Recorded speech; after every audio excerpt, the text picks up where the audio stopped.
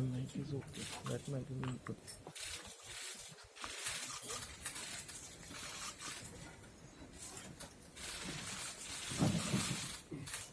Good afternoon, everybody.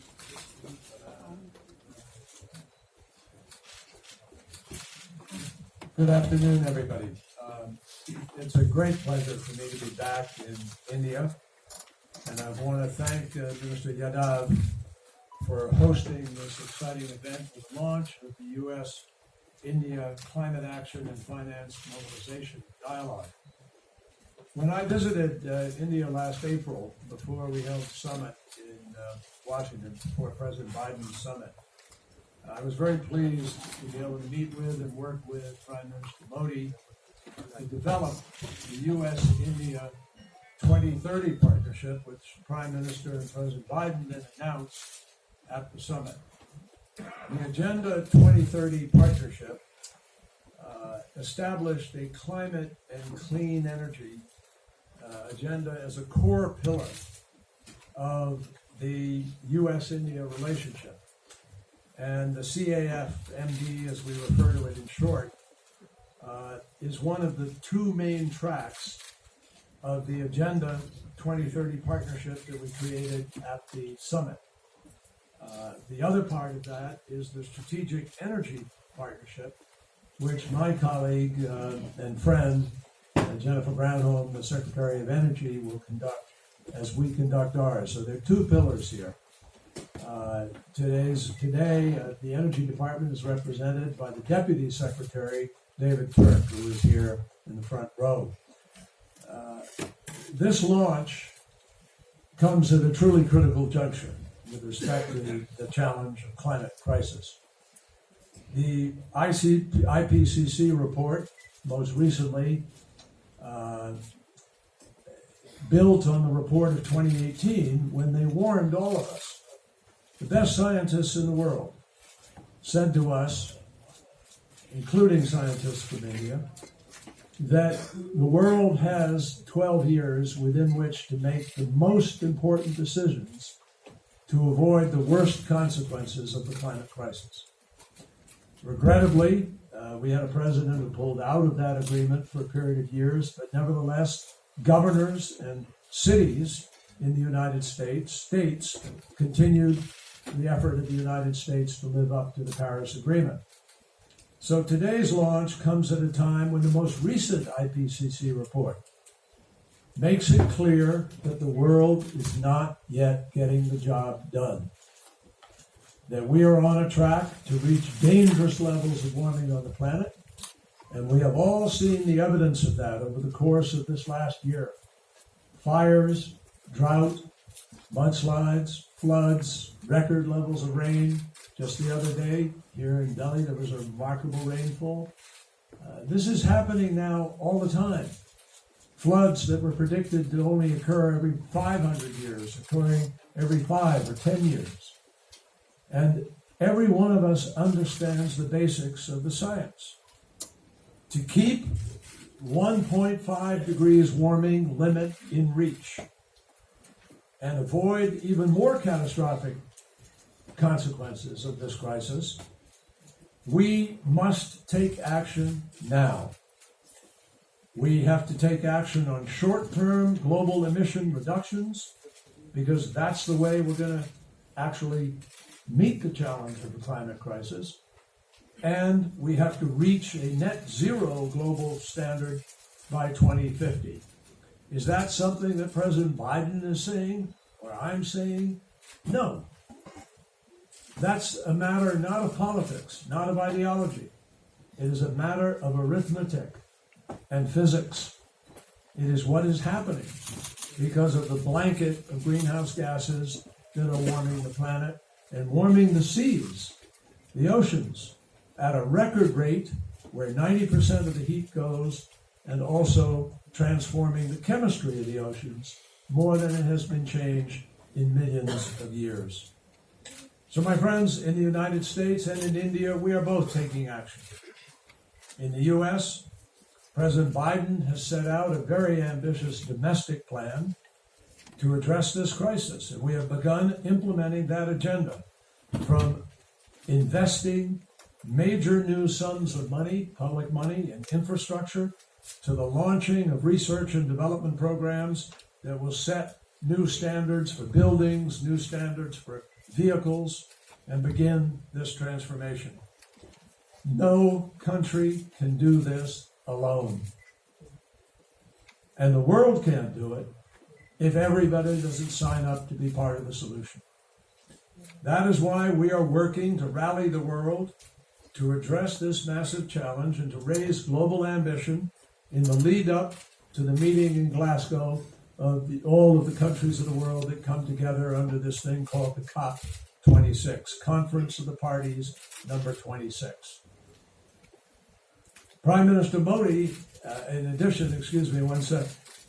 Biden has also set the very ambitious goal that by 2030, 50% of all the vehicles sold in the United States will be electric. And General Motors and Ford Motor Company and others have joined in this announcement and say they will do it. The President has also set a goal that by 2035, our power sector will be carbon free. That means free of oil, free of gas, free of coal by 2035. Prime Minister Modi has also set very ambitious targets here in India. The target of 450 gigawatts by 2030 of renewable energy is one of the most powerful goals set in the world. And already you have reached about 100 gigawatts of that. I congratulate India for achieving that remarkable milestone. And India is a world leader in demonstrating that economic development and clean energy can go hand in hand. And we are absolutely confident that that 450 gigawatts as a goal can and will be reached. And we look forward to partnering with India in the context of what we're talking about here today in order to help bring finance and bring technology and other elements to the table in order to achieve it. India is a world leader in demonstrating economic development, and clean energy is not a zero-sum choice, one or the other. You can do them both at the same time. I look forward to seeing this ambition, hopefully given its proper due credit at the COP in Glasgow.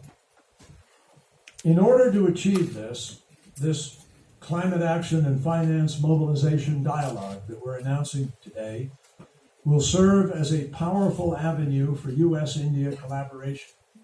There will be three pillars to this, three pieces. One, first, through the climate action pillar, we will develop proposals together that can contribute to curbing emissions during this critical decade all across the economy, our economies.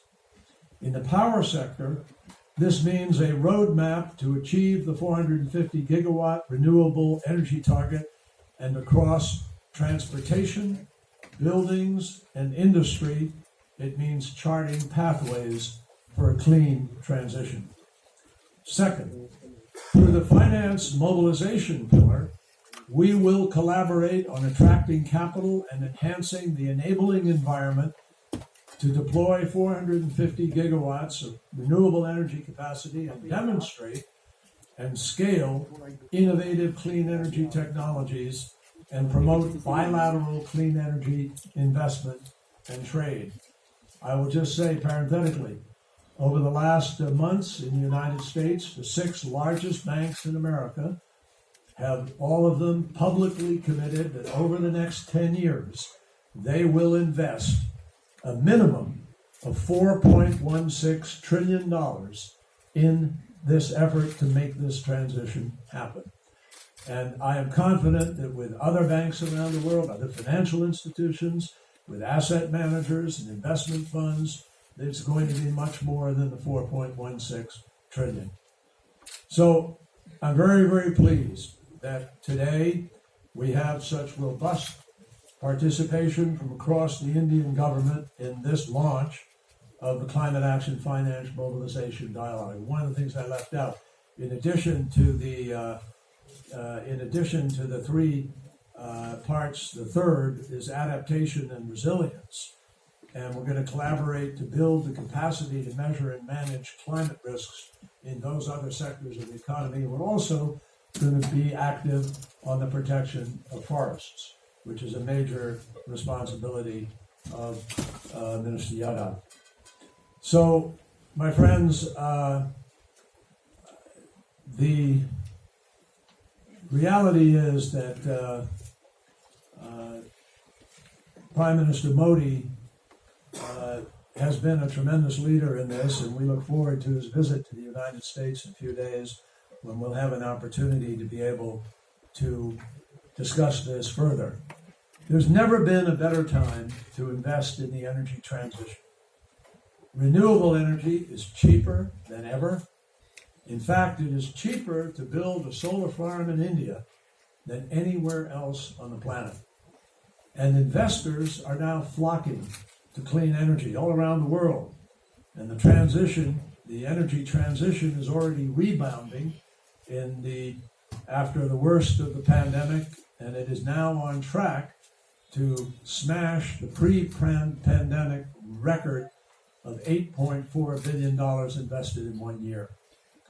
Clean energy represents, and I want to emphasize this, the choice we face about dealing with climate is not a choice between your quality of life and dealing with climate. You have one or the other. You can have them both. If we deal with the climate crisis properly, we will have better health, less cancer, less air pollution, more security, and we will have a stronger economy with many, many more jobs as we build out our energy grids, transition our transmission lines, build the energy economy of the future. Every economic study shows it is far less expensive to deal with the climate crisis now than it will be to wait for the future. So it's an enormous economic opportunity for all of us. And the International Energy Agency forecasts that if India seizes the clean energy opportunity, which it is, it could become the world's largest market for batteries and solar panels. There is a major opportunity for us to coordinate our two countries in a way that expands our bilateral investment and trade in clean energy products and services to both of our economic benefit. So beyond just deploying renewable energy, my friends, we need to develop, demonstrate, and scale up emerging technologies that will be crucial for the net zero transition. Let me just emphasize that. Even if we get to net zero by 2050, the job isn't over. We will have to suck some 1 trillion tons of carbon dioxide out of the atmosphere in order to prevent future damage. And already our laboratories are very busy working on new technologies to be able to do that, direct air carbon capture. And I am confident that we're going to develop that capacity. The IEA tells us that roughly half the emissions reduction needed for net zero by 2050 will need to come from emerging technologies not yet ready for the commercial markets. That's an incredible future. So I look forward to our very robust collaboration through the new Climate Action and Finance Mobilisation Dialogue, and I am absolutely convinced that through this partnership, India and the United States can set an example for the world how swift climate action with inclusive and resilient economic development can bring the world closer to our goals and build stronger economies for all of us. Thank you very much for